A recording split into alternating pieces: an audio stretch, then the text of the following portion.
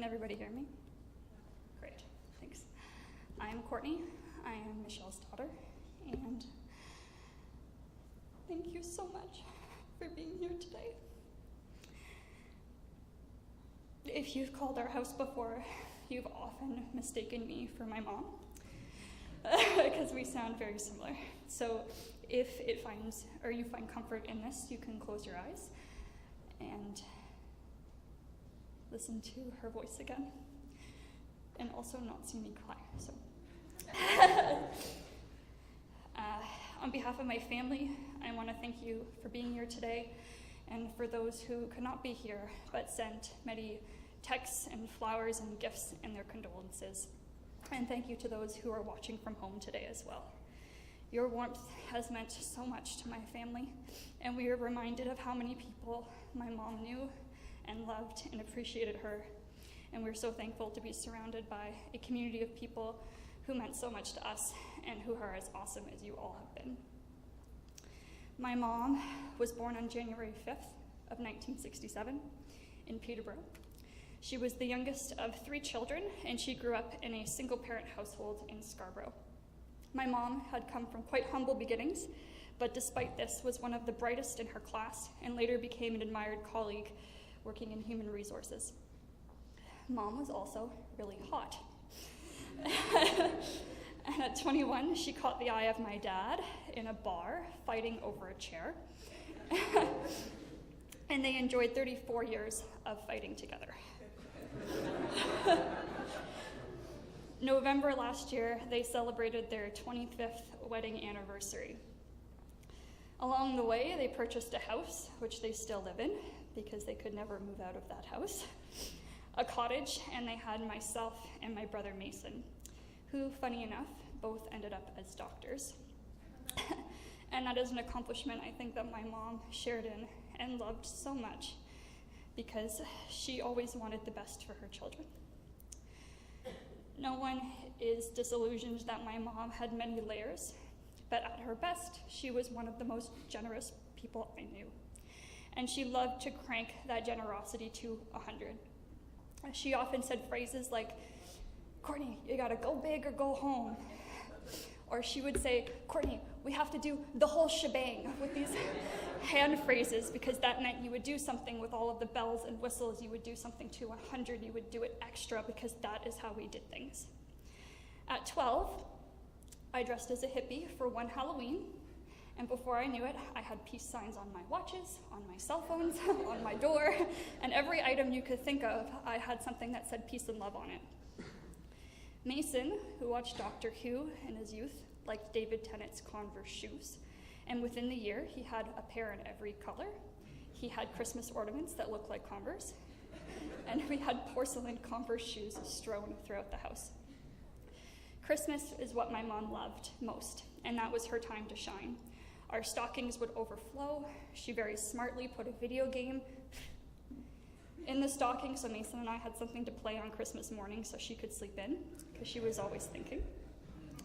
And my aunt often said it looked like Christmas threw up in our house, because there was decorations everywhere in places you wouldn't think to look. If I had friends at the cottage, we all needed matching sweaters, which she paid for. We never had 1 but 2 cheese platters, and mimosas, and pedicures, and people often said, "I wish I could be your daughter, Michelle." Back off. Mom loved to make lunches, so much so that when Mason moved away, his equally tall friend became what he called the Diet Mason, and Mom made his lunch and put notes in his lunch. And my dad said, "Where's my note?" Mom was so extra, and I loved her for it. And if I were engaged when Mom was alive, she would absolutely spare no expense in giving me everything I could possibly ever want, and then some. Right, Dad? Mom was fiercely protective of us, and I remember a time that I was 13, and a girl kicked the door in on me when I was in the washroom.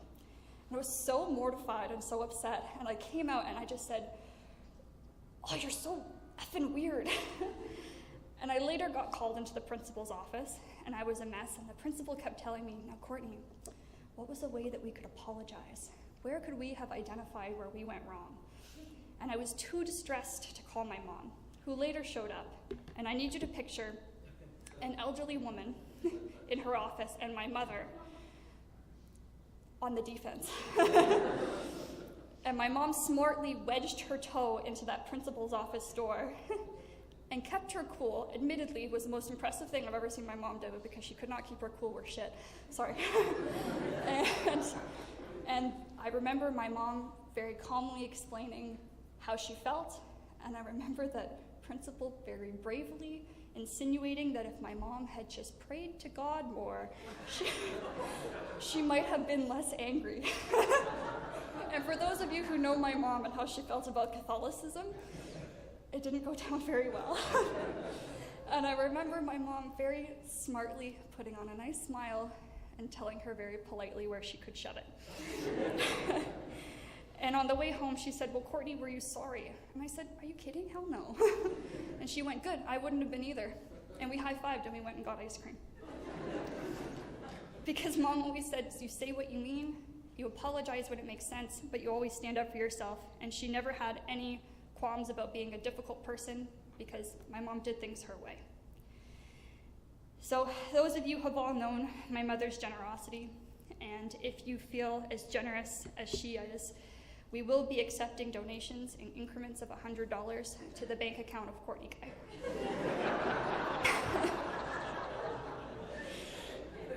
I'm just kidding. What we are asking is, Mom didn't want flowers or charity donations, but she would have loved to have known that you spent an afternoon with a loved one. And so if you could take a spouse or someone you care about out for dinner or time at a cottage and send us a photo, we would really love to share in that moment. Mom, we loved you, and you will be greatly missed. So thank you so much for being my mom. That's the end. Next speaking, we have Mason, who's going to read something on behalf of Mom's childhood friend, Patty.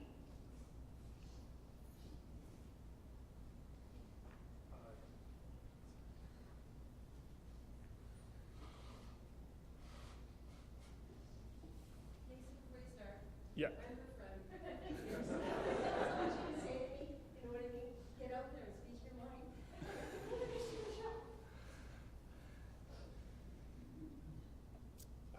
You guys can all hear me, yeah? Okay, so as we all know, Patty, thank you very much for the kind words you wrote about my mother. And I'm just going to read, I'm heartbroken. My dear, sweet, beautiful, kind, caring, and loving friend Michelle of 50 years has passed away on Wednesday, June 22nd. I'm going to miss you dearly with all my heart. There are no words to describe how much you meant to me. I will cherish all the wonderful memories, especially the ones we had growing up. Boy, there sure were a lot of them. And all of those memories along the way. I'm going to miss our conversations and all the laughs we had. I'm going to miss hanging out with you at your cottage. I'm going to miss dropping by your house just to say hi. I'm going to miss our friendship. I will love you forever, Michelle. Love hearing from you. Please leave a message. You will always be in my thoughts. Rest in peace, my beautiful friend.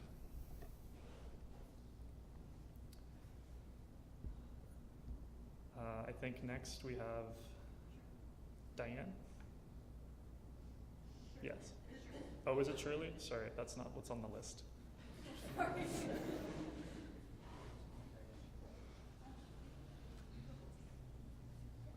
Sure, Shirley. Shirley can speak. Right? That's okay. Now I do have to say I don't have iPads, phones. I'm going to do the old-fashioned way. A little bit too loud here. The news of Michelle's passing caused a ripple of emotions in our family, and we have spent the last few days and weeks reminiscing on how much Michelle has profoundly touched our lives and others. Chuck, Courtney, Mason, I, along with my family, am honored to share a few memories. We all know Michelle's infectious, vibrant smile. She found enjoyment in gathering with friends and being a part of their lives with genuine friendship. The photos attest to the life that she led and experienced, from being a beautiful, sassy, attitude, beautiful woman to all her family life. It's precious. Mike and Chuck, my husband Mike and Chuck, worked together and formed a strong and respectful friendship. We met Michelle, beautiful, quick-witted, and she could always make you laugh.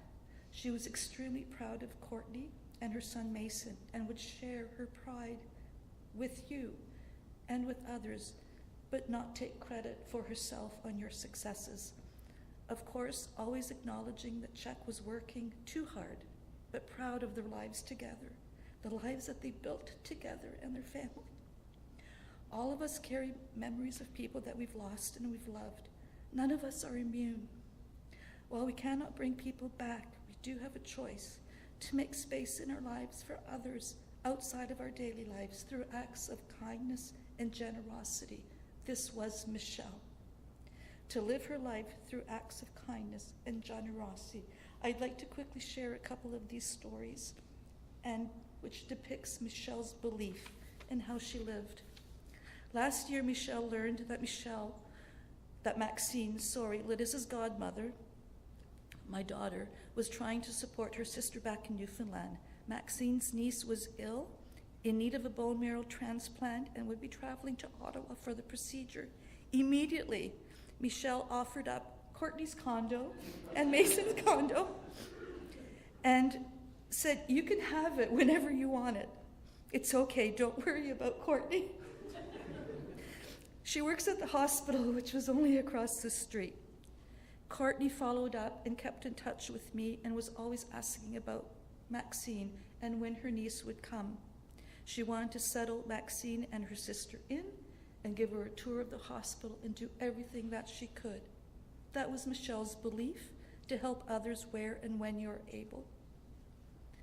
Michelle was kind, caring, and willing to help, not in just words or thought, but by her actions. She could also be very feisty, outspoken, and empowered to be reckoned with. At times, a surprise attack could come out of nowhere, but we always loved it. Michelle was always thinking of others. Just a few months ago, Michelle contacted me to say she had a home in Whitby and that she would like to help support a Ukrainian family, a refugee family, and if I knew of anyone, myself being Ukrainian, if I knew of anyone who needed a place to stay.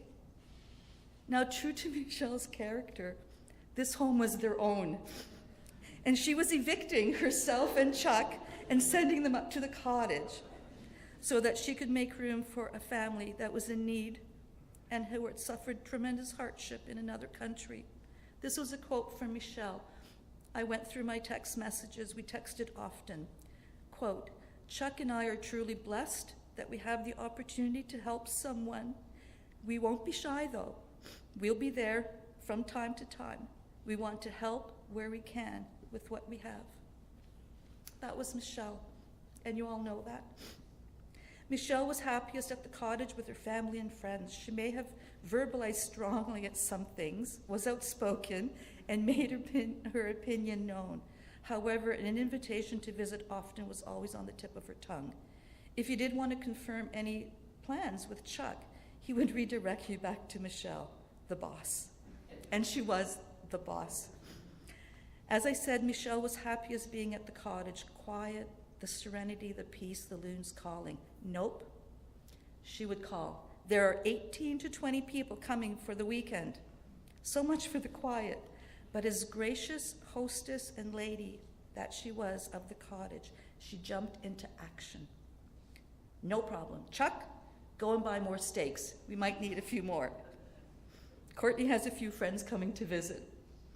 Oh, and by the way, pick up 30 more pounds of bacon. I'm sending a FedEx delivery to Mason in BC. Mason is running low. This is Michelle, always thoughtful in weird and quirky ways, but generous and kind in the most creative ways. And she was creative, talented, and interested in many projects. A few winters ago, she brought over material needed to make superb Santas, because she loved Santas and Christmas. All the pieces were cut and organized. I think you may have one of these Santas, Courtney. They were all to be put together. She said, "Get that sewing machine out." "Michelle, I don't have a sewing machine at the cottage." "What do you mean?" "Okay, start sewing by hand. We got to get these done today." There is a sewing machine at our cottage now, Michelle. She was all-inclusive. Last July she called, "Shirley, get the girls together," meaning the Horseshoe Lake girls. She loved you all. Chuck had purchased a jigsaw for Michelle for her birthday last July. She had wood, and we were going to cut out wooden puzzle pieces and make puzzles. Now, Michelle's birthday is in January. This was July. She said, "Chucky is always thinking of me. Whenever he found something that he thought I might like, she would get it."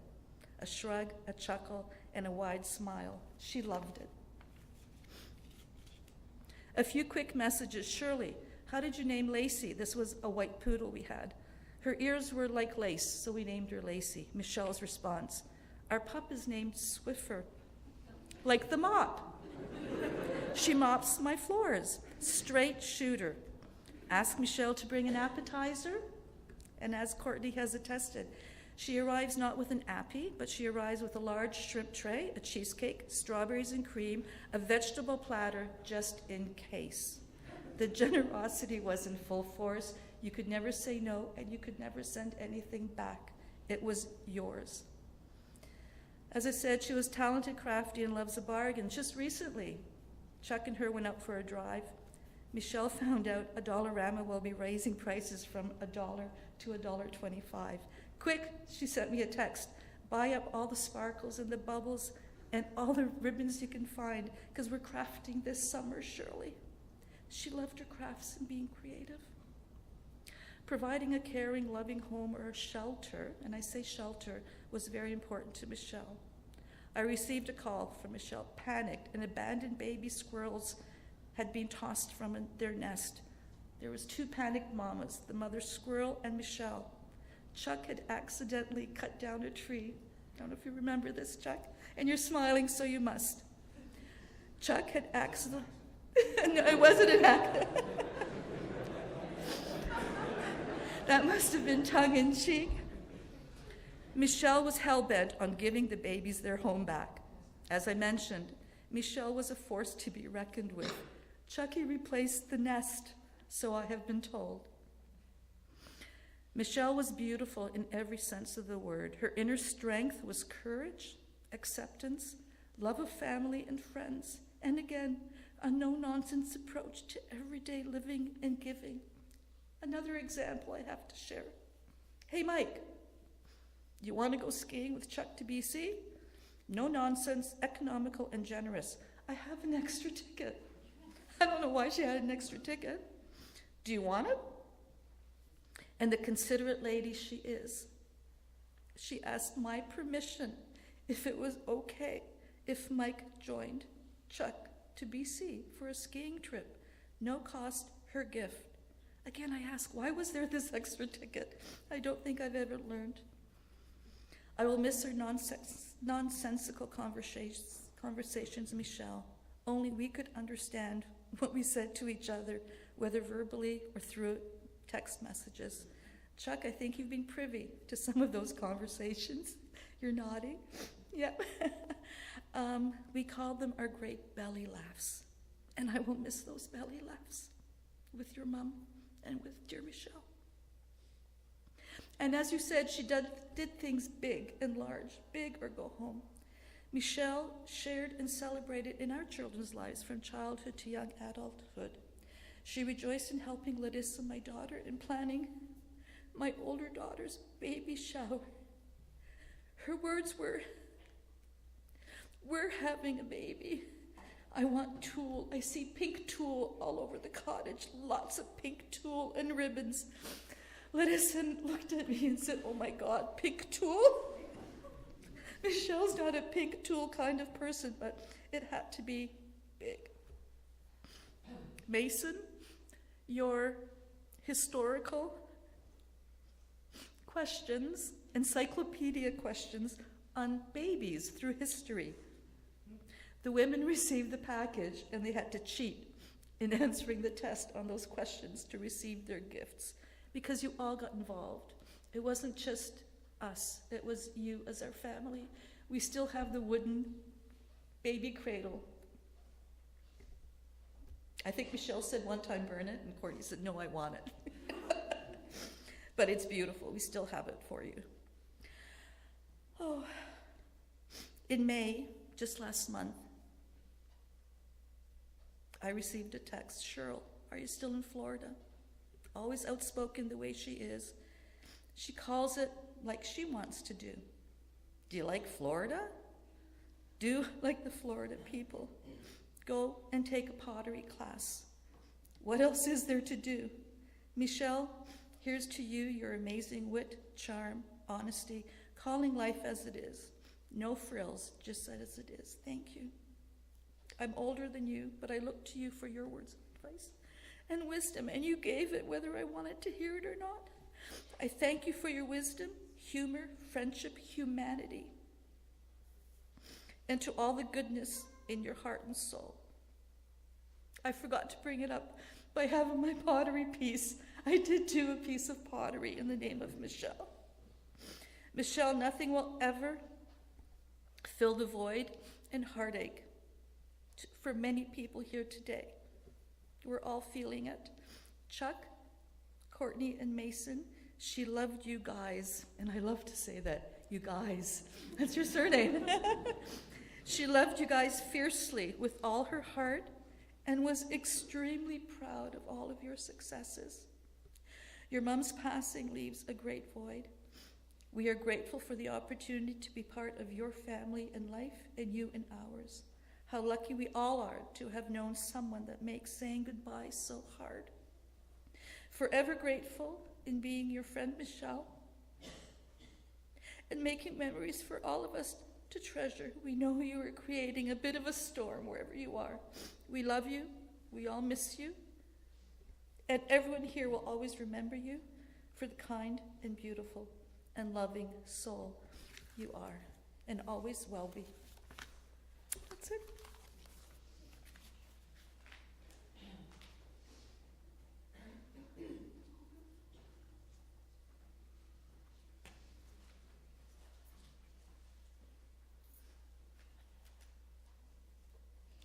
Great, how do you top that?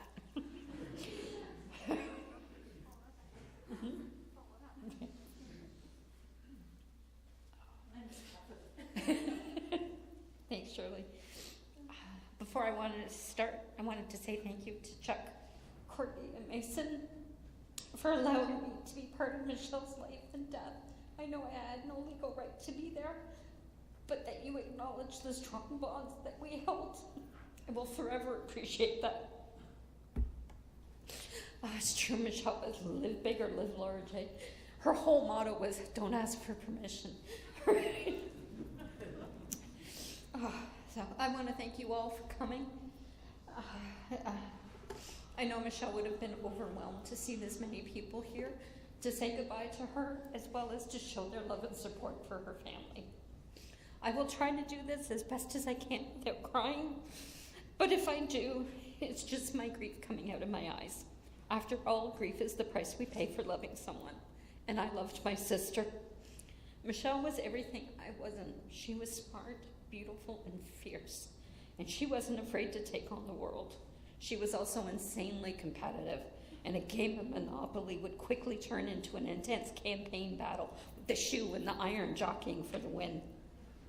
She was also stubborn, and no amount of force, reason, or logic could make her change her mind, though my husband tells me that's actually a McGregor trait.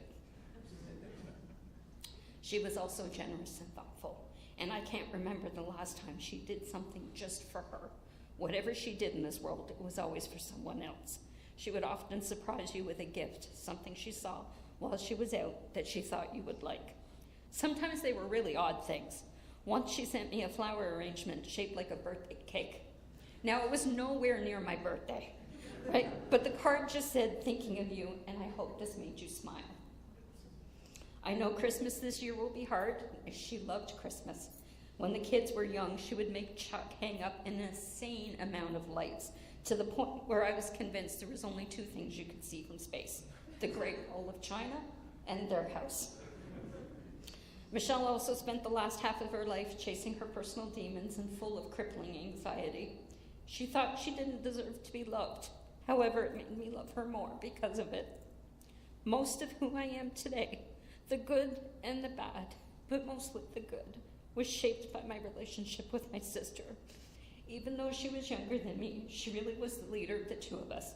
She was the Batman to my Robin. If I had known the last time I would see her was at Crockadoodle painting ceramics, I would have held her hand more and hugged her longer and thanked her for being my sister. It is my hope that she knows how much she was loved and how much she will be missed. If there is an afterlife, I picture Mom, Jimmy, and Michelle sitting at Timmy's, drinking an endless cup of coffee and watching over us. Oscar Wilde said, "Death must be beautiful, to lie in the soft brown earth with the grasses waving above one's head and listen to silence, to have no yesterday and no tomorrow, to forget time, to forget life, to be at peace." It brings me comfort to know that Michelle is finally at peace.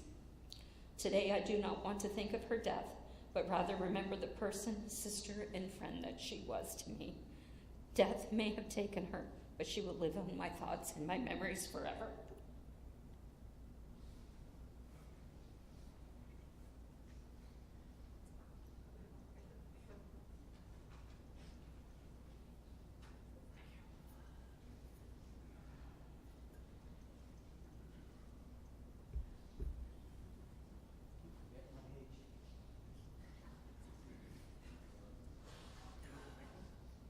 No.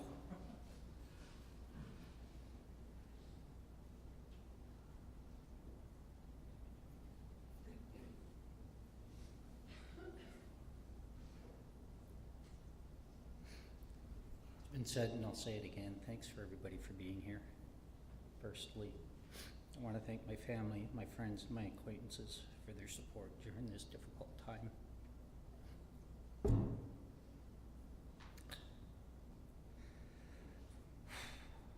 What to say about Michelle? Well, you all know she was my wife, but she was also my best friend, my confidant, my business partner, my sounding board, my biggest supporter. She was my everything. I just graduated from being a recruit firefighter in North York in November of '88, and we were celebrating at the Rockin' Diner in Don Mills when I spied a very attractive brunette from across the room. And little did I know how much that night would change my life. No, we weren't fighting over a chair.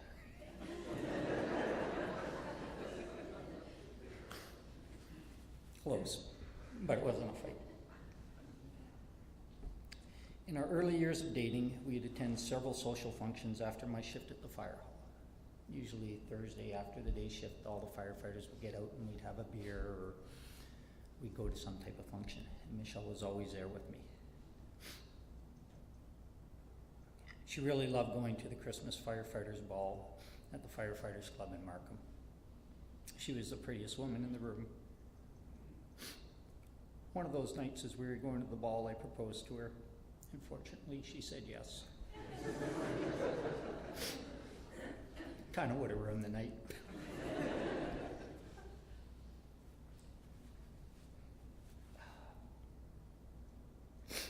We bought a home together. And actually, if it wasn't for Michelle, I'd probably still be living with my parents. And for several years while we lived in that home, she was very patient, allowing me to have a new dirt bike in the living room for my motocross hobby before we ever got any furniture. We became very close with Mike and Shirley Evans, and spending many summers up at their cottage, which gave Michelle a love for cottage life.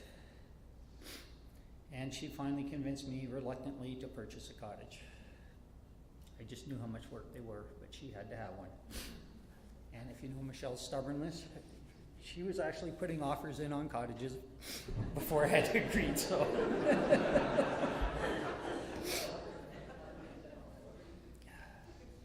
Eventually, we had 2 wonderful children, and Michelle decided to stay home and raise them.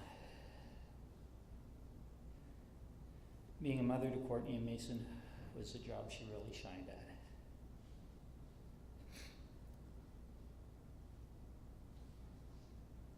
Even living close to the school, our kids never walked. She drove them every day. Picked them up at lunch, brought them, had them lunch, took them back. I think their generation, it stops at about walking to school uphill both ways in the snow. And as they continued on to high school, lunches were still made, and if they forgot them, they were delivered. Any group projects, class projects were always done in the Guy household. Michelle was on top of their education. So much so is when our kids started going to school, she said to me, "You are not allowed to help them with their homework." She definitely was the brains of the family and the beauty. Her children were her life's work, and it was very difficult for her to transition when they left to attend university. However, the skills that she had given them earlier in life allowed them to succeed in their chosen fields. We as firefighters know how quickly life can end, and with that knowledge, I made sure to give Michelle a kiss every morning that I left for work, just in case I didn't return. I didn't know the tides would be turned. I always love you, Michelle. Thank you.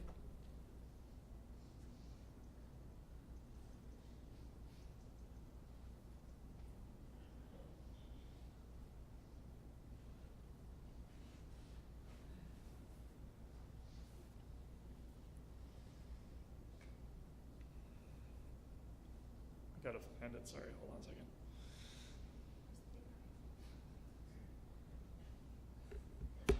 So it's been said a lot, but I want to say it again. Thank you guys all for coming. I appreciate the support.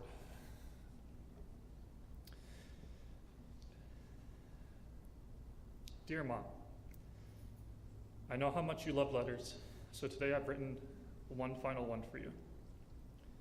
Simply put, I love you and I'm going to miss you. Most people knew you as a strong, smart, funny, kind, kick-ass, take-no-shit person. But no one but my sister and I knew you as a mother. And as a mother, you were amazing. You went above and beyond in everything you did for us. You made me lunch every day, even when I was old enough to do it myself. And I let you, because who doesn't know that lunch tastes better when it's made with the love of a mother? There was that one time that you didn't take the wax paper out between the 2 slices of cheese. That one still tasted good though. I loved everything about you. There's one thing that I didn't like so much, and I didn't like that you couldn't see how much you did for me, and that you felt like you didn't do enough, or that you felt like you were a bad mother. Because nothing could be further from the truth. You'd brag about me and my sister to everybody, your friends, family, the cashier at the grocery store, anybody who would listen to you talk about your baby boy. But you could never admit that it was all because of you. It was as if I had just rolled out of bed one day, an independent, fully fledged adult, with no guidance whatsoever. I did study and write the tests, but you were the one who taught me how to read. You were the one who taught me how to write. You were the one who helped me with my math homework. You were the one who helped me practice my school presentations. You were the one who taught me how to be a good person. You were the one who taught me how to look out for other people. You were the one who taught me to get up and help the old ladies when they couldn't get their groceries into the car. It was that one time that you didn't tell them what you were doing, and you just took the groceries out of the cart, and you started walking away with them. they thought you were stealing from them. But that's the kind of person you were. The right thing, it wasn't just the right thing to do, it was just the thing to do. It was so obvious that that was the thing to be done that you didn't tell people you were helping them, you just helped them. And you would always tell me how proud you were of the person I had become, but no matter how hard I tried to tell you, you can never accept that the person I am today is a reflection of the person you are. So this is me telling you for the last goddamn time, I am who I am today because of you. And my children one day will be who they are because of you. I'm going to sing them the same songs. I'm going to make them lunches every day just like you did. I'm going to teach them how to decorate a Christmas tree or how to wrap presents, and every lesson I teach them, we will teach them together. And the love I give them, we will give them together. Because you've given me so much that I have no choice but to give it to others. We'll visit the moon one day. I love you.